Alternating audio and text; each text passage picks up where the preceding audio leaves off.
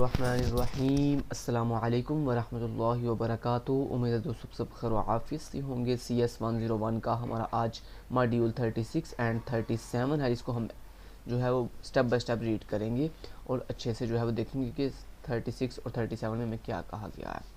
तो सबसे पहले मॉड्यूल 36 के अंदर उन्होंने डाटा की मैनिपुलेट करने का बताया है कि प्रोग्राम एग्जीक्यूट कैसे होता है। यानी जब आप कोई कोड लिखते हो किसी भी लैंग्वेज के अंदर, वो C++ में हो सकता है या किसी भी प्रोग्रामिंग लैंग्वेज के अंदर, जब आप कोड लिखते हो और जब आप उस कोड को एग्जीक्यूट करते हो, यानी उन सेट ऑफ इंस्ट्रक्शंस को एग्जीक्यूट करते हो, तो कैसे वो एग्जीक्यूट होती हैं, उनके 3 स्टेप्स होते हैं। बहुत इंपॉर्टेंट स्टेप्स हैं।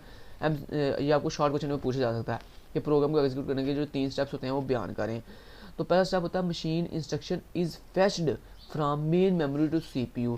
यानी दोस्तों वो इंस्ट्रक्शन जो आपने अपने प्रोग्राम की एग्जीक्यूट करनी होती है, उन इंस्ट्रक्शंस को मेन मेमोरी से यानी रैम से उठाकर CPU में यानी सेंट्रल प्रोसेसिंग यूनिट में लोड किया जाता है। ये पहला स्टेप है। दूसरा स्टेप क्या है?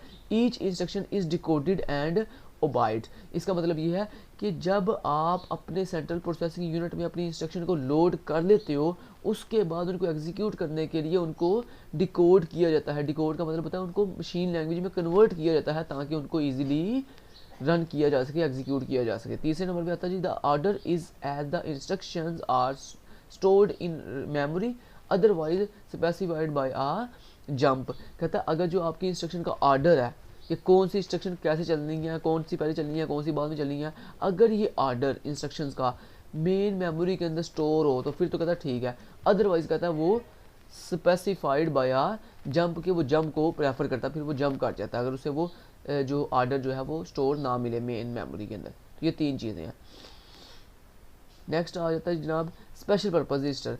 ऐसे रजिस्टर जो कि किसी स्पेशल काम के लिए यूज़ किए जाते हैं, ऐसे रजिस्टर को हम स्पेशल पर्पज़ रजिस्टर कहते हैं। यहाँ पे दोस्तों 2 मेन इंपॉर्टेंट आपकी डेफिनेशन है, एक इंस्ट्रक्शन रजिस्टर की है, एक प्रोग्राम काउंटर की है। ये दोनों रजिस्टर हैं आपके, ठीक है। तो इन दोनों का आपका MCQ पूछा जा सकता है कि इंस्ट्रक्शन रजिस्टर कैसे का होता है। तो दोस्तों इंस्ट्रक्शन रजिस्टर एक ऐसा रजिस्टर होता है holding instruction being executed now.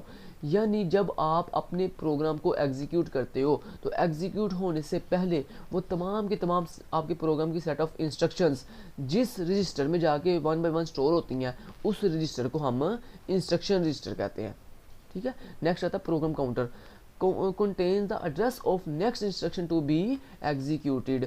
यानी इसका मतलब ये है कि इस प्रोग्राम काउंटर के पास वो उस इंस्ट्रक्शन का एड्रेस होता है जो नेक्स्ट एग्जीक्यूट होनी है। मान लो आप इंस्ट्रक्शन नंबर 5 पे खड़े हो, यानी इंस्ट्रक्शन नंबर 5 जो है वो एग्जीक्यूट हो रही है, तो इंस्ट्रक्शन नंबर 5 तो एग्जीक्यूट हो रही है, तो उसके जो नेक्स्ट इंस्ट्रक्शन है वो कौन सी होगी? इंस्ट्रक्शन नंबर 6, क्योंकि 5 एग्जीक्यूट हो रही है और नेक्स्ट 6 वाली इंस्ट्रक्शन है। तो जो करंट आपकी इंस्ट्रक्शन नंबर 5 एग्जीक्यूट हो रही है, उससे आगे वाली जो नेक्स्ट इंस्ट्रक्शन अभी एग्जीक्यूट होनी है इसके बाद, यानी इंस्ट्रक्शन नंबर 6, वो पहले से जो है वो प्रोग्राम काउंटर के अंदर उसका एड्रेस जो है वो सेव हो जाता है ताकि हमें प्रोसेस करने में आसानी हो। नेक्स्ट इन्होंने छोटी सी एक डायग्राम नीचे बनाई हुई है कि ये प्रोग्राम जो है वो वर्क कैसे करता है। सबसे पहले हम जो है वो अपने प्रोग्राम की इंस्ट्रक्शन जो है फेच करते हैं, उसके बाद उनको डिकोड करते हैं, फिर एग्जीक्यूट, और ये प्रोसेस तब तक चलता रहता है जब तक आपकी की तमाम इंस्ट्रक्शन जो है वो एग्जीक्यूट नहीं हो जाती। नेक्स्ट आता है दोस्तों मॉड्यूल नंबर 37 जो कि इतना इंपॉर्टेंट नहीं है।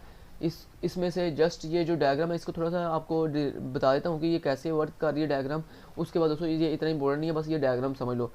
अब यहाँ पे क्या हो रहा है दोस्तों? इनकोडेड इंस्ट्रक्शंस, यानी जब आपकी इंस्ट्रक्शंस इनकोड की जाती हैं, उन्हें इनकोड किया जाता है एग्जीक्यूट करने से पहले, तो उनकी शेप कुछ इस तरह की होती है 156C, यानी ये एक एड्रेस है, ठीक है। और इनकी ट्रांसलेशन का मतलब क्या है?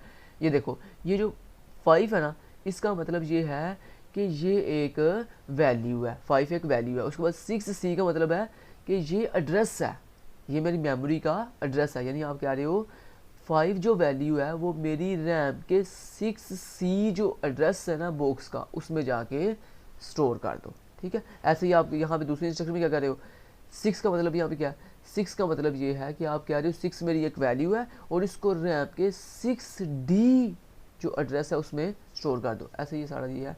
37 इतना इंपॉर्टेंट नहीं था, 36 इंपॉर्टेंट था, उसमें मैंने आपको हाईलाइट चीज़ें सिखा दी हैं, उनको आप भी हाईलाइट कर लीजिएगा। Thank you so much. Till then guys, take care, अल्लाह हाफिज़।